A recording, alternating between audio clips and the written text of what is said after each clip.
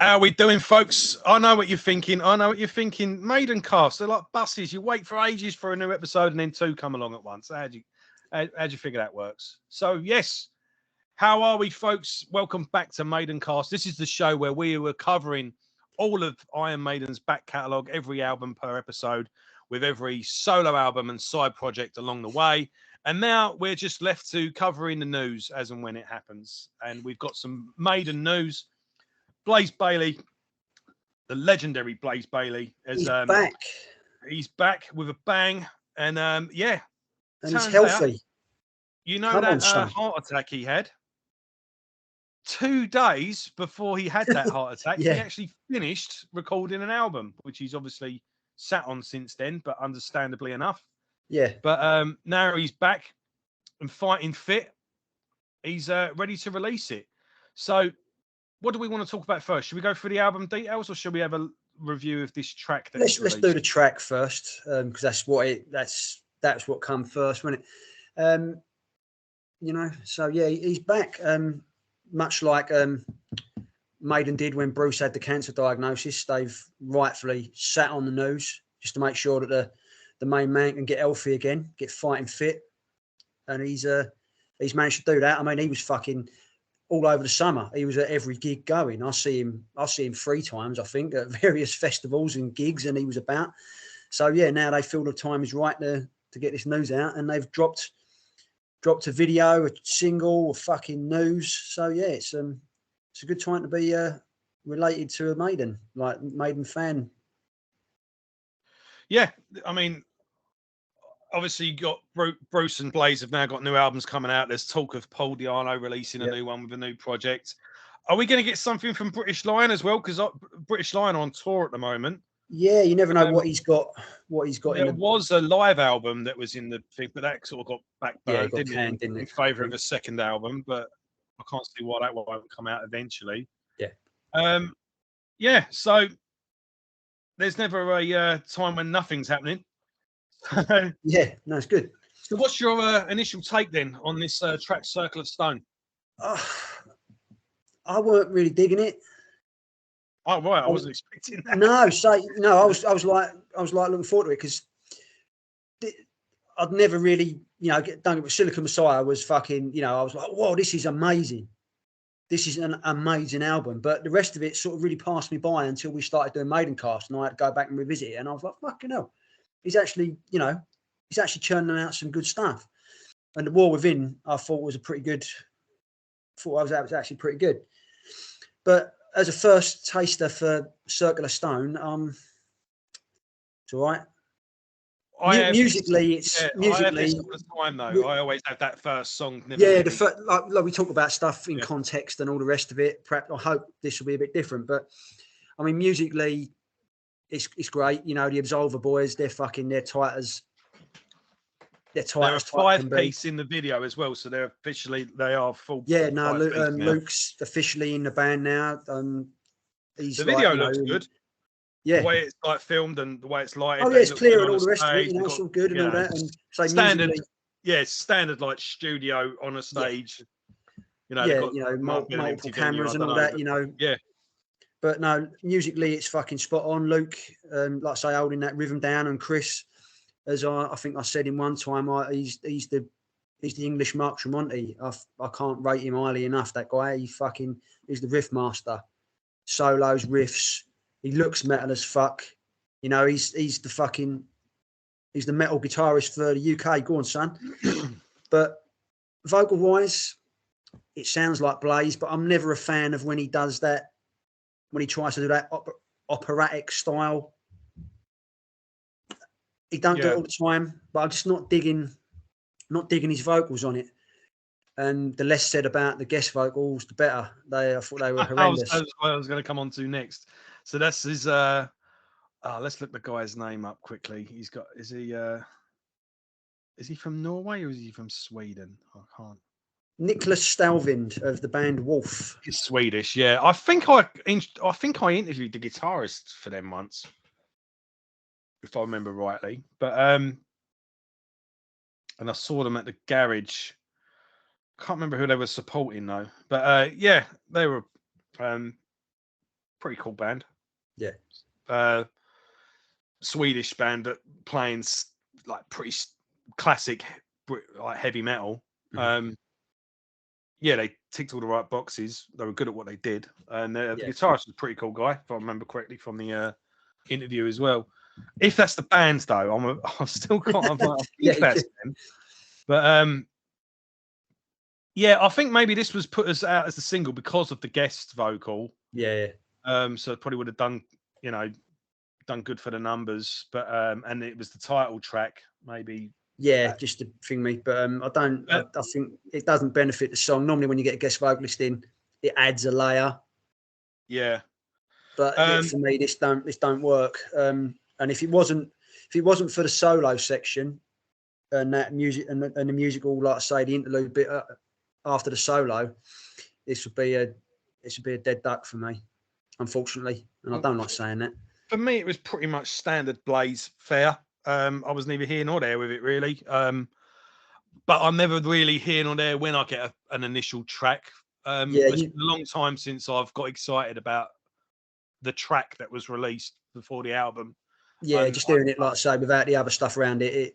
And I've normally found I'm just happier when I just wait for the album. I just reviewed it, like just take the whole thing in as a whole. Yeah. And Slayer's Repentless was a prime example of that, because I didn't like any of the songs that were released, and as soon as I listened to the album, all of a sudden all the songs made sense. So yeah, I tend to just wait for the finished package, basically. But let's go for the news. I think there's a lot of promise here. So let's go from Blaze. I wish to thank especially Nicholas Stalvend of Swedish band Wolf for his wonderful performance adding vocals to this song. The guys at Long Island Media for their brilliant work shooting and editing the video, and my backing band Absolver for their dedication and talent, including my co-producer Christopher Appleton. Thanks also to Paul Hume, owner, and Dean Curran, sound engineer of 11 Stoke-on-Trent, England, of 11 in Stoke-on-Trent, who are kind enough to let us shoot the video in their fine venue. So you got a track list in there. As I say, Nicholas is the only guest on there. I don't know if there'll be any other guests like doing some guitar soloing or something like that. The 60-year-old, fucking hell, he's 60. Yeah, it's mental, isn't it? He's fronted by Iron Maiden, so it just talks about Maiden here. Yeah. Now, from what I gather, it is a concept album, which that'd make a change. Yeah, Blaze is definitely he's got ideas, isn't he? You never say that about the man. Well generally they are his better albums. I mean, apart from when his life's falling apart and he's like channeling all his. It's either record an album or go insane. Yeah. But so some of his darker albums, but I prefer it when he's happy and he's making content. Well, of course, the thing that I feel most lucky about is the incredible support I've had from my fans. It's just about the heart attack. All over the world, Wolfsbane, Blaze Bayley, and the Maiden fans, everybody bought a T-shirt for a tour that was postponed. They still bought it to support me. I'm incredibly lucky, and the letters people wrote to me, hundreds of cards from all over the place. It was very humbling. It's just any details on the.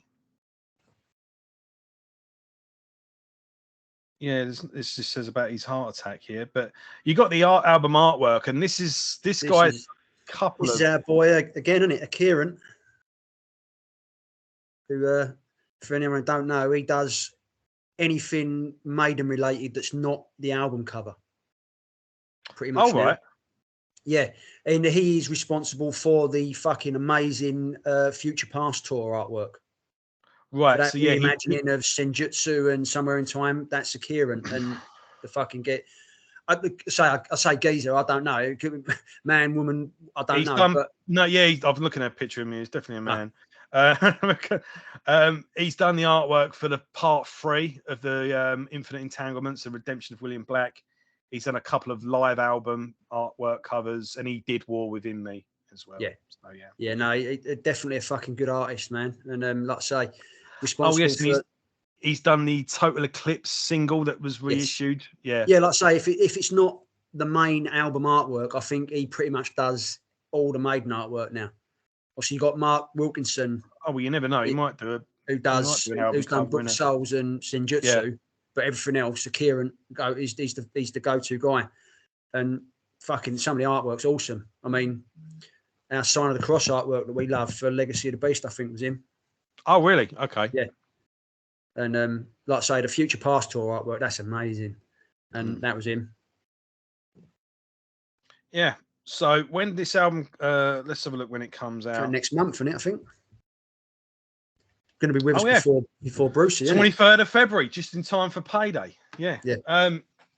Yeah. So get those sofas emptied out, all the change at the back, and get yourself a new Blaze Bayley album. Help the geezer out, because he, like, as we know from doing this, what he makes from this and the tour, that goes towards making the next one.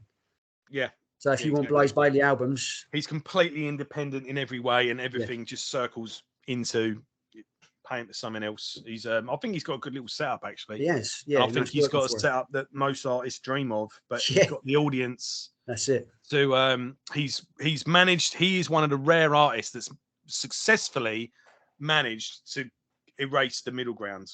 Yeah. He's managed to do everything from from his desk, basically, from everything from artwork, distribution, and he makes it enough that he can support himself. So I think many of artists have tried the whole self-release thing, and it's never doesn't quite work. But with him, he's pulled it off, which is a rare feat, which is another feather in his cap. Yes. I think Blaze overall, just speaking for myself, I think his solo output has been pretty consistent, and I've got no doubt that he's going to deliver. I'm looking forward to the new album, and I'm looking forward to seeing him in September at the Underworld. So because I've not actually bought tickets for it yet, but he's doing double duty, isn't he? Because he's recovering from Christmas. So he's doing the album tour in the venues, but all the festivals he's doing. It's the 30th anniversary of Maiden. Yeah, 30th anniversary in joining. So he's playing a Maid of Stone festival in Kent at Maidstone, and I think I might be going to that. And that's to get to see Judgment of Heaven and fucking Virus and all the songs. It makes you wonder, doesn't it? Because everyone supposedly hates those albums so much, but now he's started doing exclusive Maiden sets. All of a sudden, everyone's the hypocrisy you see at these festivals. They're all down the front, fucking giving it all this fucking every word, and it's like, where the fuck were you in '95? Yeah, when Maiden were getting torn apart. Yeah. What was starting out as well, I think, when that first tour Bruce did, the first tour with Bruce when he came back. Yeah. And he went, this next song is something from one of those albums. And apparently a load of people started booing. And Bruce went, if we're big enough to play it, you're big enough to listen to it. So he corrected them then. So yeah, he did. They did Man on the Edge, didn't they? And Future Real, I think, on that.